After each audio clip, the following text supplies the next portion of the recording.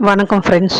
லட்சுமி அவர்கள் எழுதிய மங்களாவின் கணவன், அத்தியாயம் 18. சில சமயங்களில் கோபமும் வேதனையும் தரும் சம்பவங்கள் அடுத்தடுத்து நிகழ்வதுண்டு. அப்படிப்பட்டதொரு அனுபவம் அன்று மங்களாவுக்கு. அண்ணா வந்து போய் வெகு நேரமாகியும் அவளது மன உளைச்சல் அடங்கவே இல்லை. ஆத்திரமும் அழுகையும் உருண்டையாகி எழுந்து அடிக்கடி நெஞ்சை அடைத்தன. ஒருவாறு உணர்வுகளை கட்டுப்படுத்தி கொண்டு தன் வேலைக்குள் மூழ்கி போனாள். ஒரு ஃபைலை மூடிவிட்டு திரும்பிய போது மேஜை அருகே நிழலாடுவதை உணர்ந்தாள். ஆஃபீஸ் பையன் எதிரே நின்று கொண்டிருந்தான். LAN 10, 15 2 ஃபைல்களையும் எடுத்துட்டு உதவி மேனேஜர் தமது அறைக்கு வர சொன்னார். விஷயத்தை சொல்லிவிட்டு பையன் மறைந்து விட்டான். அன்று பிற்பகல் காசிநாத் நகரத்திலிருந்து மொத்த வியாபார கிடங்கை பார்வையிட்டுவிட்டு சற்று தாமதமாகத்தான் அந்த அலுவலகத்திற்கு வருவார் என்ற சங்கதி எல்லோருக்குமே தெரிந்திருந்தது. கட்டுப்பாடு சற்று தளர்ந்து அலுவலகத்திலே பேச்சு சலசலத்தது. டைப் இயந்திரங்கள் அடிக்கடி மௌனமாக்கின. எந்த நிமிஷமும் காசிநாத் அழைக்கக்கூடும் என்று திகில் இருந்தும் கிடைத்த நேரத்தை வீணடிப்பதில் ஊறிவிட்டிருந்த ஷீலா இருக்கையை விட்டு பலமுறை எழுந்து உள்ளே வந்து விட்டாள். பதஞ்சலியிடம் அரைக்குரலில் பேசி கொண்டிருந்தாள். இத்தனை நாளாக அடக்கி வைத்து கொண்டிருந்த குரலை பதஞ்சலியும் அழுத்து விட்டிருந்தார். ஓர கண்ணால் எல்லாவற்றையும் கவனித்து கொண்டிருந்த மங்களாவுக்கு மற்றற்ற எரிச்சல். மேனேஜர் காசிநாத் முன் ஒரு வேஷம், அவர் பின்னால் இப்படி ஒரு அமளி. கட்டுப்பாட்டில் தங்களை அடக்கி கொண்டு செயல்பட தெரியாத இவர்கள் ஏன் வேலைக்கு வருகிறார்கள்? இவர்கள் மனசாட்சி இந்த சமயங்களில் தூங்குகிறது போலும். என்ன மனிதர்கள்! எண்ணி குமைந்து கொண்டிருந்தவள் திகைத்து போனாள். மேனேஜர் வந்து பதவியேற்ற பின் மங்களாவை தன் அறைக்கு அழைப்பதை நந்தகோபால் நிறுத்தி கொண்டிருந்தான். பூனைகள் இல்லாத போது எலிகள் கொட்டமடிக்கும் என்பார்களே, அதை போல இவன் எதுக்காக கூப்பிடுகிறான்? பொங்கி வந்த கோபத்தை கட்டுப்படுத்தி கொண்டு அவன் கேட்ட ஃபைல்களை அலமாரியில் தேடி எடுத்து கை மடக்கில் சுமந்து கொண்டு அவன் அறைக்குள் புகுந்தாள். புகைத்து கொண்டிருந்த சிகரெட் துண்டை ஆஸ்ட்ரேயில் போட்டு விரல்களால் நசுக்கிவிட்டு தலையை நிமர்த்திய நந்தகோபால் மென்மையாக முறவளித்தான்.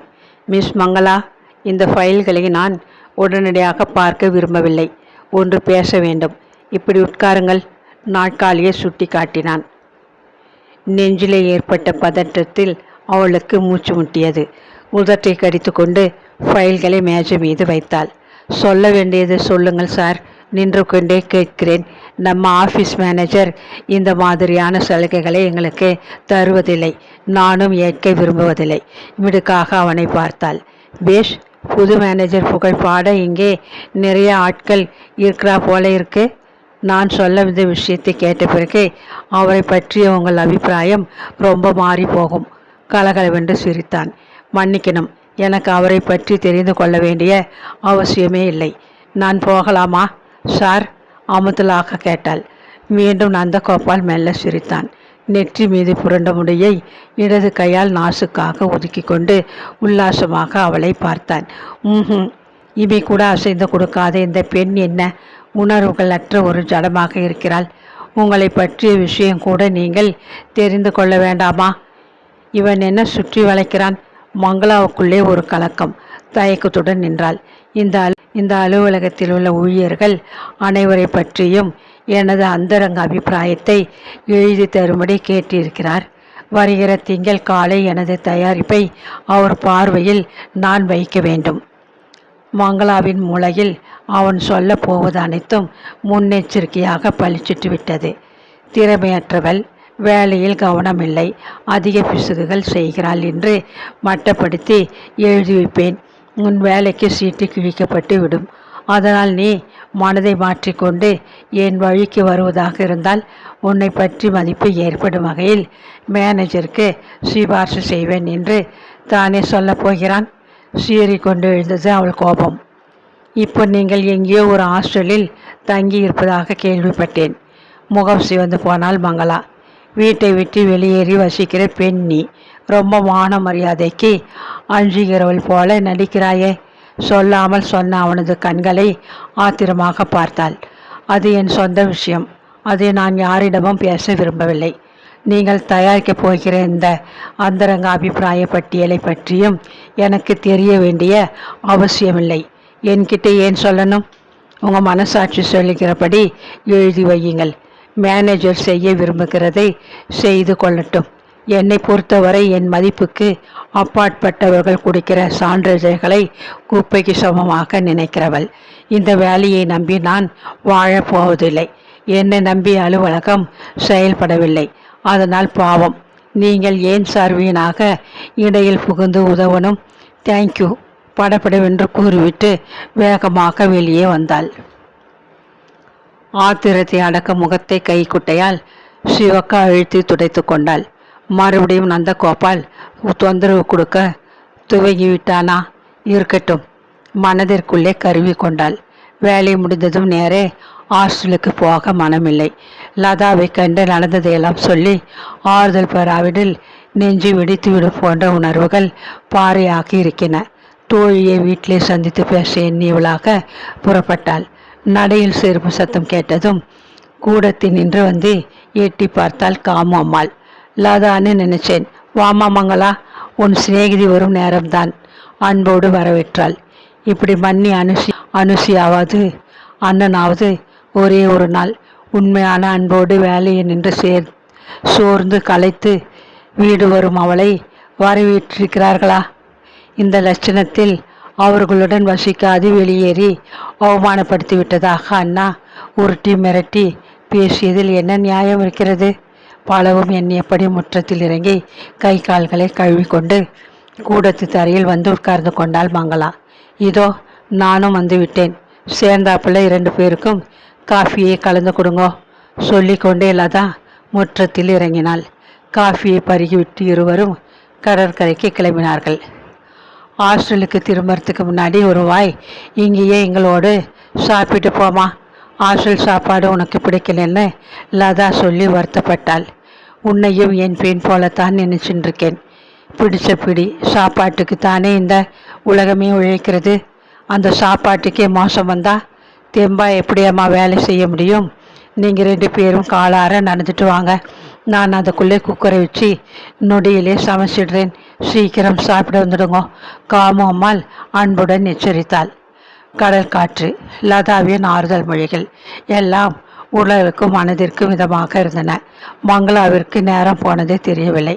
லதாவுடன் அவர்கள் வீட்டுக்கு திரும்பிய போதே இருட்ட தொடங்கி விட்டிருந்தது. இந்தா ஆளுக்கு துளி இந்த பூவை வச்சுக்கோங்க, மங்களா வந்திருக்காளேன்னு வாசலில் வந்த பூக்காரிக்கிட்டே கூடவே ஒரு முழம் மல்லிகை பூ வாங்கினேன். முட்டை விழுந்து கொண்டு மனத்தை பரப்ப துவங்கியிருந்த மல்லிகை சரத்தை மகள் கையில் கொடுத்தாள் காமு அம்மாள். உங்களுக்கு ஏன் மீன் செலவு? கேட்டுக்கொண்டே மங்களா அவளுடன் தோழி துண்டித்து கொடுத்த மலர்ச்சரத்தை வாங்கி தலையில் சூட்டி கொண்டாள்.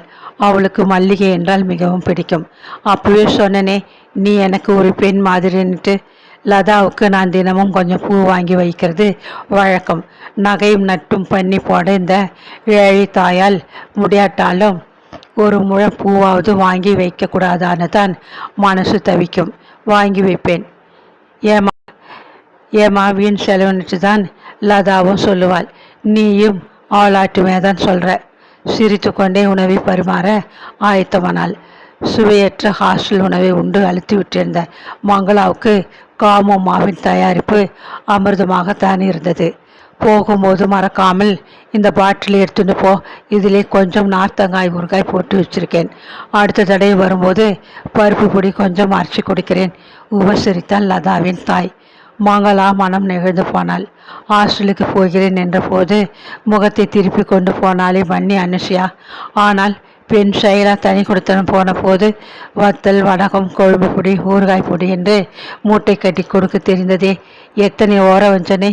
சே, அப்படிப்பட்ட சுயநலக்காரர்களுடன் தொடர்ந்து வாழாது துண்டித்து கொண்டதில் தவறு என்ன? வரேன் மாமி, நன்றி தெரிவித்துவிட்டு கிளம்பினாள். தோழிலதா கூடவே பஸ் நிலையத்திற்கு வந்து காத்திருந்தாள். அன்று சோதனையாக அவள் போக வேண்டிய பஸ் மிகவும் தாமதமாகத்தான் வந்தது. ஒரே நெரிசல். எப்படியோ ஏறிக்கொண்டு கூட்டத்தின் இடைவெளி வழியே கொஞ்சம் தெரிந்த தோழிக்கு கையாட்டி விடை பெற்று கொண்டாள். சிறிது தூரம்தான் பஸ் ஓடியது.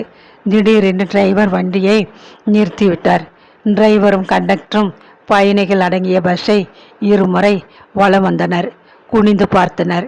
தமக்குள்ளே பேசிக்கொண்டு தலையை அசைத்தனர். இதற்கு சில நிமிஷங்கள் விரயமாயின. பஸ் பழுதடைந்து விட்டது. பயணிகள் இறங்கி நடைபாதையில் நிற்க வேண்டும். அடுத்து வரும் பஸ்களில் வரிசையாக அனுமதிக்கப்படுவார்கள். கண்டக்டர் அறிக்கை விடுத்தார். சாலையில் விளக்கொலியில் கடிகாரத்தை பார்த்தால் மங்களா திடுகிட்டு போனாள். அப்போது இரவு மணி 8. இன்னும் அரை மணிக்குள் அவள் ஹாஸ்டலில் இருந்தாக வேண்டுமே. திகிலில் நெஞ்சு திக் திக்கென்று அடித்து கொண்டது. சாலையில் அடுத்தடுத்து பல பஸ்ஸுகள் ஓடின. அவர்கள் போகும் பகுதிக்குரிய பஸ் ஏனோ விரைவில் வந்து தொலைக்கவில்லை. ஒவ்வொரு வினாடியும் யுகமாக பிரமிப்பை கொடுத்தது. மனத்திற்குள் கவலையும் வேதனையும் சுமையாயின. அப்பாடா, முடிவில் அவர்கள் போகும் பஸ் வந்தது. அதில் கொஞ்சம் பேருக்கு தான் இடம் இருந்தது. கண்டக்டர் மிகவும் பெரிய மனது பண்ணி தொலைதூரம் போகிறவர்களை, அதுவும் பெண்களை முதலில் ஏற்றிவிட்டார். மனதிற்குள்ளே அவரை வாழ்த்தினாள் மங்களா. அவள் இறங்க வேண்டிய நிலையத்தை பஸ் அடைவதற்குள் மணி 9 ஆகிவிட்டது. மூச்சடைக்க வேகமாக ஓட்டமும் நடையுமாகத்தான் ஹாஸ்டலுக்கு விரைந்தாள். பயன் மங்கையர் இல்லத்து முன்பக்கத்து இரும்பு கேட் அடைத்து உள்ளே பூட்டப்பட்டிருந்தது. வராந்தாவில் எரியும் விளக்கும் அணைக்கப்பட்டு தோட்டம் இருளில் மூழ்கி கிடந்தது. படப்படவென்று யாரோ கேட்டை உழக்கும் சப்தம் கேட்டு எரிச்சலுடன் எழுந்து வந்தாள் அனுபமா. வராந்தாவின் விளக்கை எரியவிட்டு கதவை திறந்து கொண்டு வெளியே வந்தாள். கேட்டு வரை பரவி நின்ற விளக்குலியில் வந்திருப்பவளை பார்த்தாள். சாப்பாட்டு அறையிலே மங்களா இல்லாததை அவள் முதலிலேயே கவனித்து விட்டிருந்தாள். இருக்கட்டும் என்றுதான் எதிர்பார்ப்புடன் காத்திருந்தாள். அவளுக்கு வெற்றி கிடைத்துவிட்டது போன்ற பெருமை. தொனித்த குரலில், யாரது என்று ஓங்கி அதட்டினாள். நான் தான் மங்களா. ஈனஸ்வரத்திலே குரல் கொடுத்தாள் மங்களா. சேரும்போதே நான் சொன்னேன். ஹாஸ்டல் விதிகள் அடங்கிய தாளையும் கொடுத்தேன். அப்படி எதுவும் நேரம் தாண்டி வந்தால் என்ன அர்த்தம்? அதட்டிக்கொண்டே மெல்ல தோட்டத்தில் இறங்கி கேட் அருகே வந்தால் அனுப்பமா. மங்களாவிற்கு கோபமாகத்தான் இருந்தது. போயும் இவளை கெஞ்சும்படி சந்தர்ப்பம் ஏற்பட்டு விட்டதே. கடவுளே, தனக்குள்ளே வேதனைப்பட்டு கொண்டாள். வழியில் பஸ் ரிப்பேர் ஆகிவிட்டது என்றாள். கட்டாயம் எங்கேயோ நல்லா சாப்பிட்டு விட்டு வந்திருக்கிறாள். முகம் சொல்லுதே. தலையில் மல்லிகை பூ காதலன் வாங்கி கொடுத்திருப்பான். குஷியாக ஊர் சுற்றிவிட்டு இப்போ வந்து கதை அழைக்கிறாள். எண்ணியபடி வெறுப்போடு அவளை ஏற இறங்க பார்த்தால் அனுப்பமா. இந்த கதையை நம்ப சொல்றியா? குரோதமாக கேட்டாள். இது உண்மை. டிக்கெட் நம்பர், நேரம், பழுதடைந்த இடம் எல்லாம் குறித்து தரேன். நீங்கள் வேணுமானால் விசாரித்து உண்மையா பொய்யான்னு தெரிஞ்சுக்கலாம். ஹாஸ்டல் நடத்துகிற தொல்லை போதாதுன்னு இத்துப்பறிய சொல்கிறியா? ஏன் வீண் பேச்சு? உனக்கு ஒருத்திக்கா நான் ஹாஸ்டல் விதிகளை தளர்த்த போவதில்லை. அப்படின்னா 8:30 மணிக்கு மூடின கேட்டு நாளை காலை 7 மணிக்கு தான் திறப்போம். ராத்திரி இப்போ 9 மணிக்கு மேல் ஆயிட்டுதே. நான் வெளியிலே என்ன செய்வேன்? எங்கே போவேன்? இத்தனை நாள் சுற்றின இந்த பட்டணத்தில் விட்டு போன இடத்தை கொஞ்சம் சுற்றிப்பார். உன்கிட்டே பேசிட்டு இருக்க எனக்கு பொழுது இல்லை. நாளைக்கு மற்றதை பேசிக்கலாம். அனுப்பமா பிடிவாதமாக கேட்டை திறக்க மறுத்துவிட்டு உள்ளே திரும்பிவிட்டாள். சில நொடிகளில் வாயிற்கதவு டமார் என்று அடைப்படும் ஓசை கேட்டது. அத்துடன் தொடர்ந்து வராண்டா விளக்கு அணைக்கப்பட்டது. அதே சமயம் சாலை விளக்குகள் எல்லாம் திடீரென்று அணைந்து கொள்ளவே எங்கும் ஒரே இருள். எங்கேயோ பங்களா ஒன்றில் நாய் வளமாக குறைக்கும் சப்தம் கேட்டதும் மங்களாவின் உடல் கிடுகிடுவென அச்சத்திலே ஆடியது. இந்த இருட்டில் அவள் இப்போது எங்கே போவாள்? ஓவென்று அழ வேண்டும் என்ற துக்கம் தொண்டையை அடைக்க அந்த கம்பி கேட்டை பிடித்து கொண்டு அவள் செயலற்று நின்று கொண்டிருந்தாள்.